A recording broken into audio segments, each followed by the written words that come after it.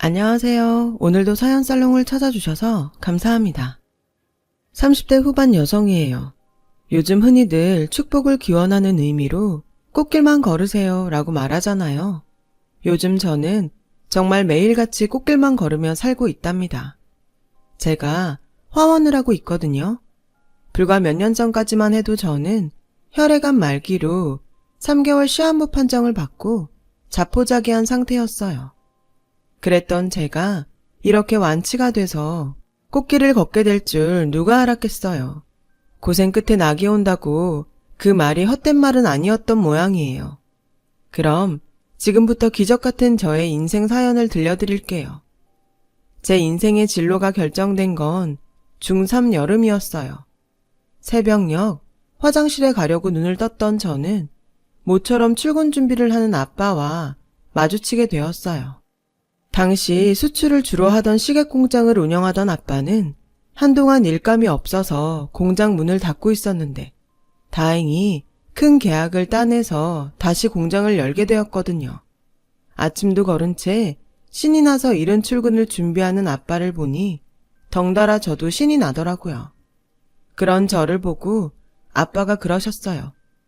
정연아, 아빠 그냥 안 쓰러진다. 이번 계약만 성사되면 우리 식구 더 이상 고생 안 해도 돼. 우리 정연이가 원하는 외고도 아빠가 보내줄 수 있어. 그러니까 넌 걱정 말고 공부만 해.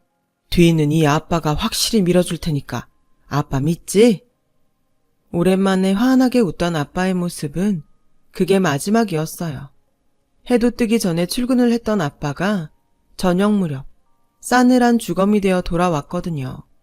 심장마비였어요. 갑작스런 아빠의 죽음으로 우리 집은 하루아침에 가장을 잃었고 더불어 엄청난 빚을 떠안게 되었어요. 외교관이 되어 세계를 누비겠다는 16소녀의 당찬 꿈은 그렇게 하루아침에 사라져버렸죠. 그날 이후 모든 게 변해버렸어요. 평생 아빠 그늘에서 살림만 하던 엄마는 남편이 남긴 빚을 안고 3남매를 키워내야 했고 고등학생 오빠는 가장의 무게를 떠안아야 했죠. 그리고 저 역시 인문계 진학을 포기하고 상고에 진학하기로 했어요. 하루빨리 돈을 벌어야 했으니까요. 이런 제 결정에 담임선생님은 무척 안타까워하셨어요. 정연아, 집사정이 어려운 건 알지만 꼭 이렇게 해야겠니? 외고 진학이 어려우면 인문계라도 가. 전교 1, 2등을 다투는 애가 진학을 포기한다는 게 말이 되냐고. 당장은 힘들어도 네 미래를 생각해서 이러면 안 되는 거야. 어머님께는 내가 잘 얘기해 볼게. 솔직히 선생님 말에 살짝 흔들렸어요. 저도 대학에 가고 싶었거든요. 그날 담임선생님은 저희 집에 찾아와 엄마를 만났어요. 선생님, 저라고 마음이 편하겠어요? 애미가 돼서 딸 자식 날개를 꺾는 게 편치만은 않아요. 그래도 어쩌겠어요. 지 운명이고 팔자인걸. 그러니 우리의 더는 흔들지 마세요. 엄마는 담임선생님을 돌려보냈어요. 그리고 저를 불러 그러시더군요. 억울해하지 마라. 옛날부터 큰딸은 살림 미천이라고 했어. 일단 네 오빠부터 대학에 보내자. 집골이 이 모양인데 어떻게 둘이나 대학에 보내? 넌 이후에 대학 들어가면 되잖니. 그러니까 이 엄마 좀 도와다오. 엄마도 너무 힘들어. 어린 딸을 앞에 두고 눈물을 흘리는 엄마를 보니 저는 헛된 꿈을 꾸지 말아야겠다는 생각이 들었어요. 당장 오늘을 살아가기도 벅찬 지금 꿈이며 미래가 무슨 소용인가 싶었죠. 상고에 진학한 저는 성적 장학금을 받으며 취업에 필요한 자격증을 따기 시작했어요. 그 사이 오빠는 대입에 성공해 대학생이 되었고요. 우리 가족을 억누르던 아빠의 빚은 다행히 상속 포기를 하면서 벗어날 수 있었어요. 하지만 그로 인해 우린 그동안 살던 집을 떠나 산동네 허름한 집으로 이사를 해야 했죠. 그래도 빚에서 해방된 게 어디예요. 정든 집을 떠나 산동네로 이사를 한 그날 엄마가 그러시더라고요. 우리 조금만 더 고생하면 돼. 다시 우리 집 찾을 수 있게 온 가족이 똘똘 뭉쳐서 살아보자. 할 수 있지? 그땐 정말 할 수 있을 것만 같았어요. 엄마도 파출을 뛰며 생활비를 벌고 있었고, 오빠는 군대에 들어가서 당장 등록금 걱정도 없었으니까요. 무엇보다 고3이 되면 재학 중 취업을 해서 저도 돈을 벌 수 있었거든요. 게다가 취직을 해서 돈을 벌 때쯤 오빠가 제대를 할 테니 제 손으로 등록금도 될 수 있었고요. 네 식구가 그렇게 뭉쳐서 살아가면 언젠가 오늘의 고생을 추억처럼 곱씹을 날이 올 것만 같았어요. 영어를 꽤 잘했던 저는 무역회사 경리과에 취직을 할 수 있었어요.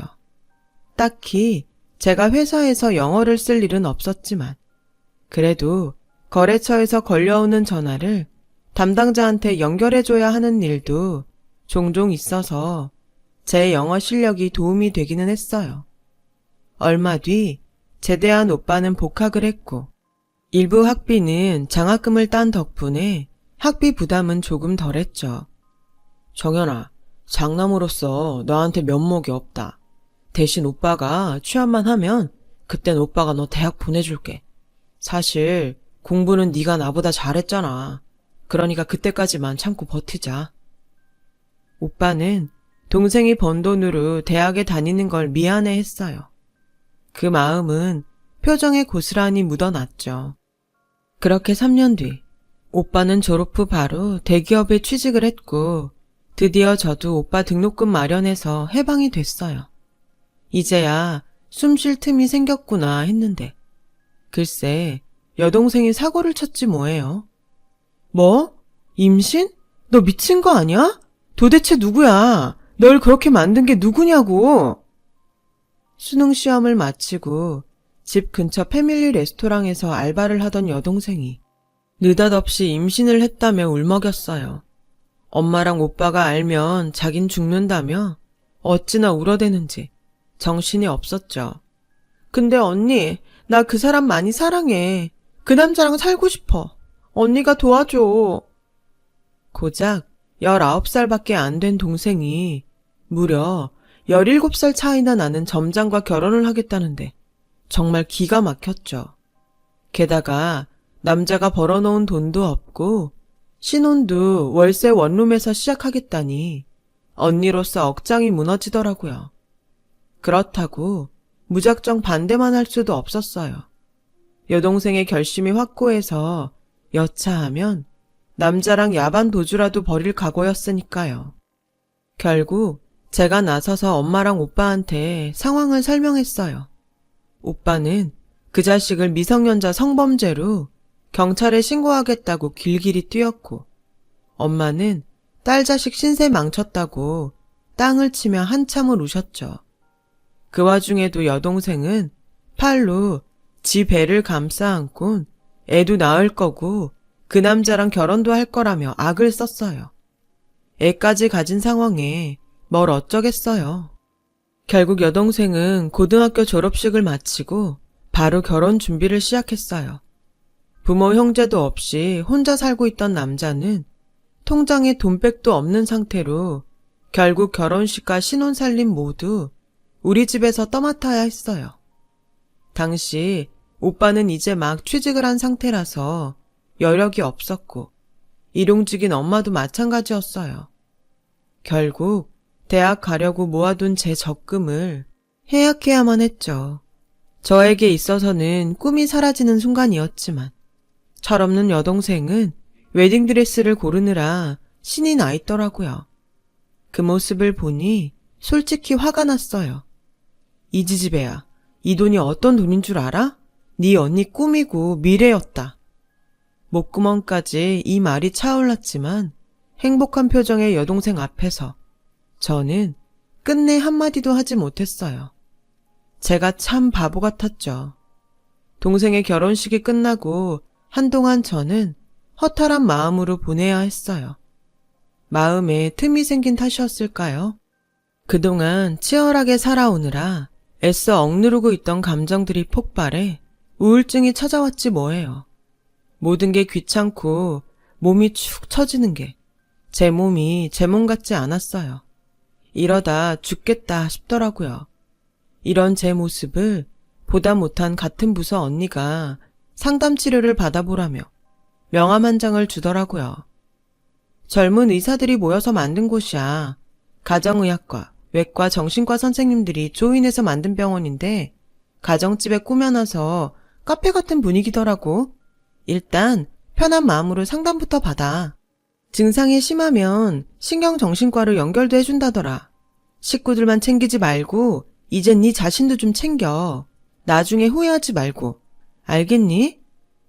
명함을 받아들고도 한동안 고민을 하다가 쉬는 날 찾아가 봤어요. 선배 언니 말대로 주택가에 위치한 평범한 2층 집이더라고요. 간판에 적힌 이름도 마치 카페 같아서 여기가 정말 병원이 맞나 싶어서 한참을 두리번거렸어요. 그때였죠. 누가 손가락으로 제 어깨를 톡톡 치더라고요.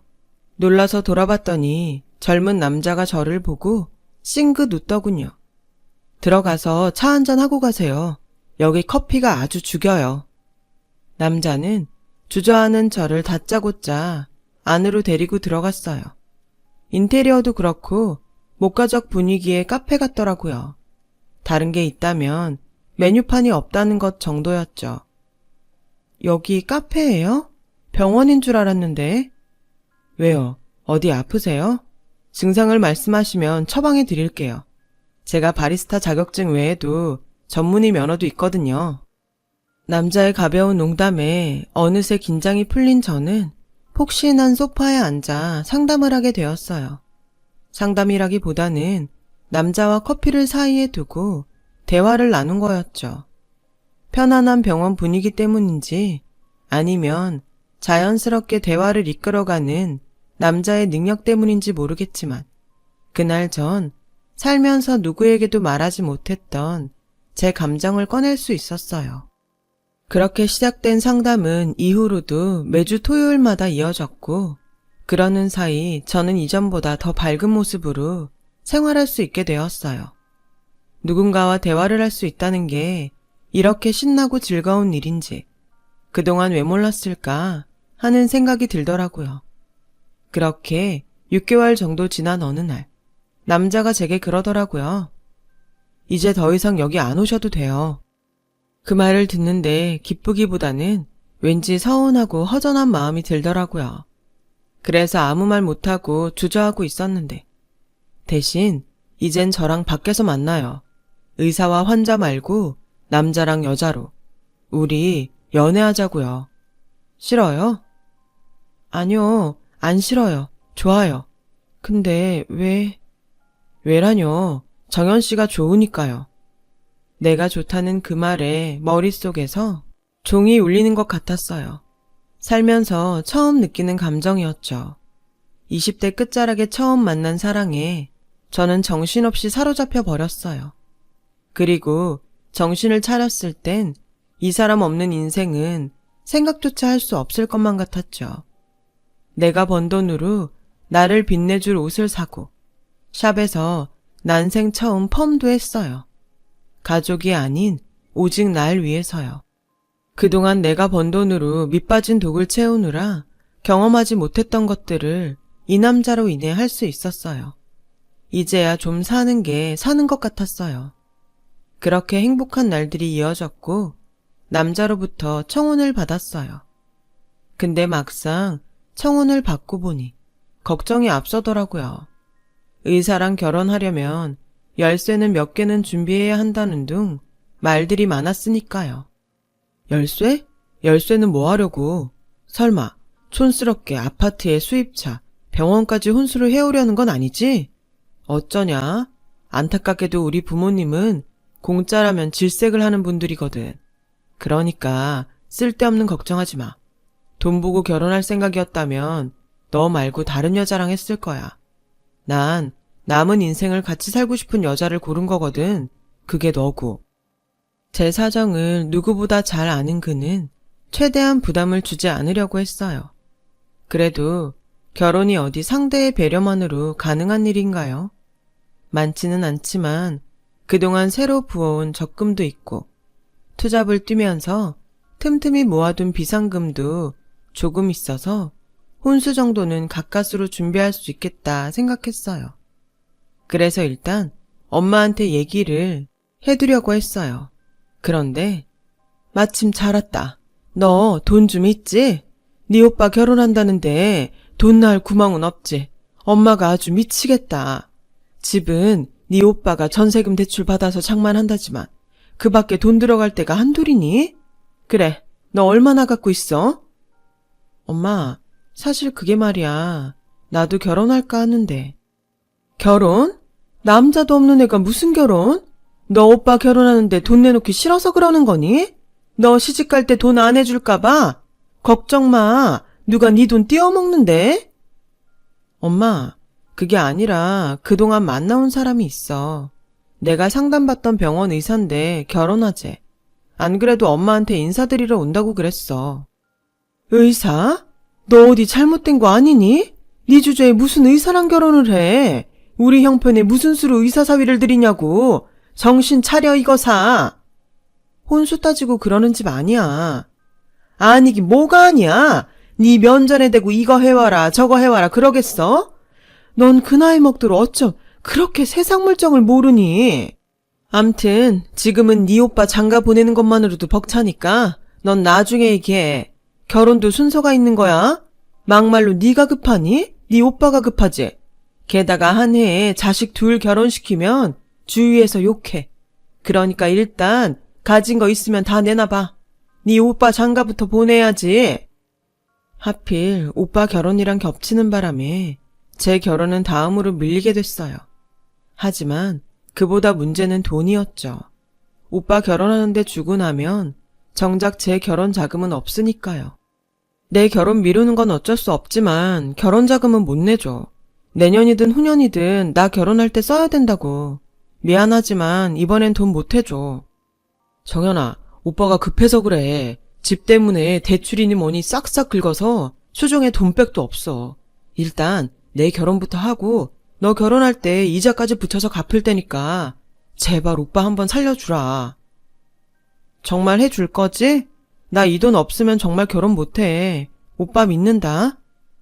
결국 오빠는 거지 똥구멍에 낀 콩나물 대가리까지 빼가듯 제 결혼 자금까지 털어서 장가를 갔어요. 그 바람에 제 결혼은 점점 뒤로 밀리게 되었죠. 그러던 어느 날이었어요. 언제부턴가 소화가 잘 안 되고 기침이 심해져서 점심시간에 회사 근처 병원을 찾았어요. 그런데 평소 빈혈도 심하고 피부에 자주 멍이 들었다고요? 네, 다리도 붓고 구토도 심해요. 의사는 아무래도 큰 병원에 가서 검사를 받아보는 게 좋겠다고 했어요. 그저 감기인 줄 알았는데 검사까지 받으라고 하니까 괜히 겁이 나더군요. 그래서 며칠 뒤 월차를 내고 근처 대학병원에서 검사를 받았는데 네? 혈액암이요? 그럼 전 어떻게 되는 거예요?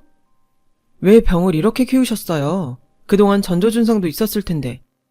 의사는 조혈모세포 제거 후 건강한 조혈모세포로 이식을 하는 게 최선의 방법이지만 조직 적합성 항원이 일치할 확률이 너무 희박해서 기대를 걸기 힘들다고 하더군요. 일단 항암 치료를 시작하자고 하길래 가족들과 상의하고 다시 오겠다고 하곤 병원을 나섰어요. 그날따라 유난히 맑고 화창한 하늘이 그렇게 원망스럽더라고요. 난 죽어가는데 아무 일 없이 돌아가는 세상도 싫고 이제야 겨우 사랑하는 사람도 생겼는데 하필 이럴 때 이런 병에 걸렸나 싶어 화가 났어요. 내 인생은 왜 이렇게 매번 내 발목을 잡고 늘어지는 건지 차라리 이럴 거 태어나지나 말 걸 그랬다는 생각에 감정이 복받쳐 올랐죠. 그래서 미친 사람처럼 울면서 한참을 걸었어요. 그렇게 걷는 동안 앞으로 어떻게 해야 할지 조금은 정리가 되더군요. 일단 가족들에게 이 사실을 알리고 치료를 시작해야겠다고 생각했죠. 치료를 받으려면 돈도 꽤 들어갈 테고 일단 오빠 결혼할 때 빌려준 돈부터 받아야 했으니까요. 그런데 나도 당연히 마음 아프지. 동생이 암이라는데 왜 안 그렇겠냐? 근데 정연아, 갑자기 돈을 달라고 그러면 그 큰 돈을 무슨 수로 만드냐? 안 그래도 네 올케가 임신해서 출산 준비하는 것만으로도 버거운데 미안한데 일단 너 퇴직금으로 어떻게 안 되겠니? 암인데 회사는 그만둬야 할 거 아냐. 너 한 10년 일했지? 그럼 퇴직금도 꽤 될 거야. 일단 그걸로 써라. 응? 오빠, 지금 그걸 말이라고 해? 내가 그동안 오빠한테 어떻게 했는데 암 걸렸다는 동생한테 위로는 못 해줄 망정 퇴직금 빼서 치료하란 소리를 할 수가 있어? 네가 그러고도 사람이니? 개새끼지? 야, 이 지지배야. 너 지금 오빠한테 그게 할 말이야? 뭐? 개새끼? 그래, 네 말대로 개새끼 하지 뭐. 네가 죽든 말든 앞으로 나한테 절대 연락하지 마. 알았어? 그동안 대가를 바라고 오빠 뒷바라지를 했던 건 아니지만 매정한 오빠 말에 그동안 들인 돈과 시간이 아까웠어요. 이런 인간을 오빠라고 믿었던 저한테 미치도록 화도 났고요. 그래서 여동생한테 전화해 하소연을 하려는데 글쎄 이러지 뭐예요? 오빠한테 다 들었어. 혈액암이라며? 근데 언니 혹시 나 결혼할 때 해준 돈 달라고 전화한 거야? 그런 거라면 나 못 해줘. 언니도 알잖아. 우리 그이 백수인 거. 당장 먹고 죽을 돈도 없다고. 그리고 언니가 그 돈 해준 거 다 언니 편하자고 해준 거 아냐? 그동안 식구들 뒷바라지 하면서 언니도 보람 느꼈을 거 아냐. 그렇게 자기만족 느꼈으면 그걸로 된 거 아닌가? 그러니까 쿨하게 베풀었다 쳐. 뭐? 쿨하게 베풀어? 너 그 돈이 어떤 돈인지 알긴 하니? 내가 대학 가려고 차비까지 아껴가며 모은 돈이었어. 쉬는 날에도 못 쉬고 발바닥에 불이 나도록 알바까지 뛰면서 모은 돈이라고. 내 미래까지 알뜰히 헤쳐먹곤 나보고 쿨하게 잊어라? 됐다 이년아. 애초에 너한텐 기대도 안 했어. 이런 걸 동생이라고 그동안 챙겨왔던 내가 미친년이지. 차라리 전화를 하지 말 걸 그랬어요. 그랬다면 이렇게 가슴이 찢어지진 않았을 테니까요. 내 몸속에 있는 암세포들보다 더 암적인 존재들이 내 가족이었다니 억장이 무너졌어요. 그날 집에 돌아가 보니 엄마가 미역국을 한 솥 끓여놨더라고요. 미역이 피를 맑게 한다더라. 너 혈액암인가 뭔가 걸렸다며? 그게 다 피가 탁해서 그런 거야. 엄마가 한 솥 끓여놨으니까 이거 다 먹고 훌훌 털고 일어나라. 네가 그동안 우리 집 위해 희생한 거 엄마가 왜 모르겠니? 그래도 정연아, 형제들한테 해준 거 돌려받겠다고 생각하면 못 써. 네 오빠가 오죽하면 그 돈 못 해준다 그랬겠니? 네가 이해 좀 해라. 일단 오빠 말대로 퇴직금 받아서 그 돈으로 치료해. 요즘엔 요양병원들이 그렇게 시설이 잘 돼 있다더라. 늙은 애미 수발받을 생각 말고 거기 들어가서 치료해. 그게 너도 편하지 않겠니? 엄마, 결국 이거였어? 병든 딸 병수발 못 해주겠으니 아프면 요양병원 들어가라고? 오빠한테 빌려준 돈도 포기하고 동생한테 해준 돈도 포기하고 네 힘으로 동구해서 투병하라고? 어떻게 다들 이러냐? 내가 그동안 짐승들이랑 살았네. 인간이라면 어떻게 이럴 수가 있겠어? 그래, 엄마 소원대로 내가 사라질게. 이 집에서 내 발로 나가주겠다고. 더 이상 쓸모 없어지자 가족들한테 팽당한 저는 그 길로 남자친구를 찾아갔어요. 얼굴을 보자마자 눈물이 흘러서 급기야 엉엉 울고 말았죠. 제 상황을 전해들은 남자친구는 일단 자기 집에서 지내라고 했어요. 그리곤 대형 병원과 연계가 되어 있어서 치료와 치유를 같이 할 수 있는 요양병원을 알아봐 주었어요. 자연 속에서 지낼 수 있는 곳이라서 저처럼 마음의 상처를 입은 사람들에겐 제격인 곳이었죠. 남자친구는 매주 찾아갈 테니 마음 놓고 치료에만 집중하라고 하더군요. 그렇게 요양원에 들어온 저는 한동안 침대에만 누워 지냈어요. 가족들한테 배신당하고 마음이 어지러운데 멋진 경치가 무슨 소용이겠어요. 살고 싶은 의욕도 없고 살아야 할 이유도 못 느끼는데요. 그런데 그런 제게 매일 찾아와 말을 걸어준 사람이 있었어요. 바로 옆 병실 아주머니였죠. 경기도 어디에서 화원을 한다는 아주머니는 병원 화단에 있는 꽃들을 직접 가꾸고 계셨어요. 아주머니는 매일같이 제 병실에 와선 그 꽃 얘기를 해주곤 하셨죠. 꽃말이며 꽃에 얽힌 전설이며 꽃을 관리하는 방법까지 세세하게요. 제가 반응을 안 하는데도 지치지 않고 한 달을 그렇게 찾아오셨어요. 아주머니, 꽃이 왜 좋아요? 처음으로 아주머니께 말을 걸었더니 아주머니께서 방긋 웃으며 그러셨죠. 피고 지고 또 피니까. 사람 인생도 그래. 살다 보면 피기도 하고 지기도 하지. 아가씨 인생도 꼭 다시 필 거야. 그러니까 살아. 살아나면 내가 좋은 선물 해줄게. 그러니까 침대에만 있지 말고 나랑 꽃도 키우고 살아보자고. 아주머니의 말에 눈물이 나더라고요. 가족들 누구도 저에게 살아나라고 말해주지 않았는데 피 한 방울 안 섞인 이 아주머니가 나를 살리자고 이렇게 찾아왔구나 하는 생각이 들었거든요. 그래요, 아주머니. 우리 살아요. 같이 살아서 같이 이 병원 나가요. 그날 이후 저는 아주머니를 따라 병원 허당 가꾸는 일을 했어요. 난생 처음 보는 꽃부터 흔한 장미까지 아주머니 손이 닿는 순간 모두 생생하게 살아나는 모습에 사람의 손끝에서도 기적이 일어날 수 있다는 걸 알게 되었어요. 그렇게 1년 가까이 아주머니와 저는 단짝처럼 꽃을 가꾸며 지냈어요. 그리고 바람이 쌀쌀해진 늦가을. 어느 날 아주머니는 제게 편지 한 장을 남기곤 세상을 떠나셨어요. 편지에는 자식도 없는 자신에게 딸처럼 살갑게 굴어져서 고맙다는 말과 자신의 화원을 맡아달라는 부탁의 말이 있었어요.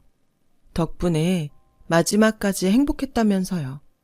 얼마 뒤 변호사 한 분이 오셔서 아주머니의 유산 집행을 해주셨어요.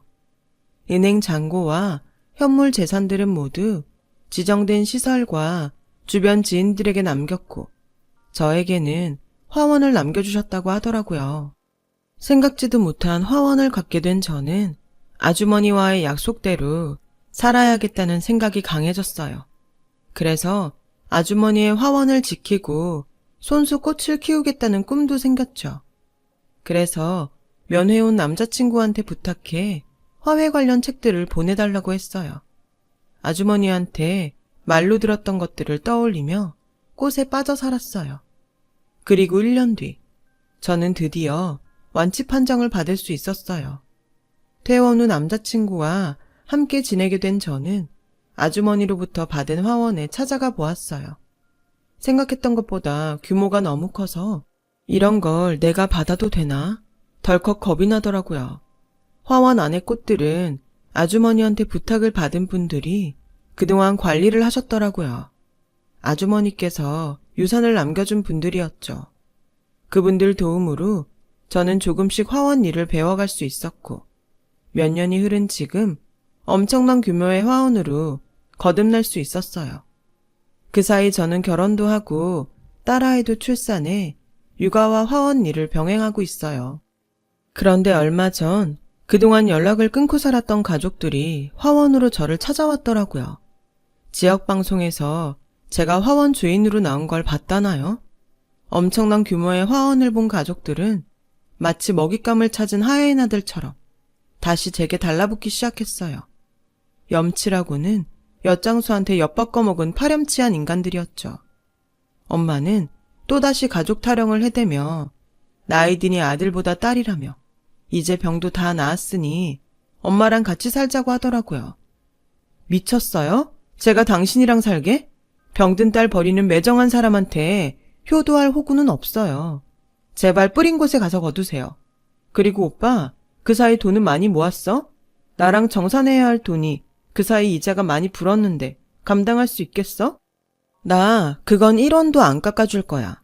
참, 정민이 너도 돈 준비는 됐겠지? 너도 나한테 줄 돈 있잖아. 넌 쿨한 거 좋아하니까 시간 끌지 말고 현금 일시불로 처리해줬으면 좋겠어. 안 그래도 변호사 선임해서 소장 날리려고 그랬는데 이렇게 직접 와주니 한결 일이 수월하게 됐네. 정확한 액수 며칠 내로 보낼 테니까 각자 해당 금액 준비해줘. 그리곤 앞으로는 꽃 살 거 아니면 가급적 찾아오지 말아줘. 당신들한테 나는 역겨운 냄새가 꽃들한테는 해로울 것 같거든. 그러니까 당장 나가. 저는 직원들을 시켜 가족들을 밖으로 내쫓았어요. 그리고 그동안 오빠와 여동생한테 보냈던 계좌이체 이력과 문자 등을 근거로 제가 받아야 할 액수를 문자로 통보했어요. 그 돈이 꼭 필요한 건 아니지만 꼭 받아서 암 환자들을 위해 기부를 하려고요. 돈은 감사함을 아는 사람들에게 써야 그 가치가 빛나는 거니까요. 레등에 올라타 등골 빼먹고 토사구팽했던 기생충 같은 가족들에게는 받은 대로 갚아주는 게 온당하겠죠. 가족을 위해, 남을 위해 배려하고 살아가는 건 좋지만 저보다 현명하신 여러분은 꼭 자신도 정말 잘 챙겨가며 행복하셨으면 좋겠습니다. 건강하시고요. 지금까지 제 사연을 들어주셔서 감사드려요. 여러분, 사연 댓글에 응원과 현명한 조언 부탁드려요. 좋아요와 구독은 저에게 큰 힘이 됩니다. 오늘도 좋은 일 가득하세요.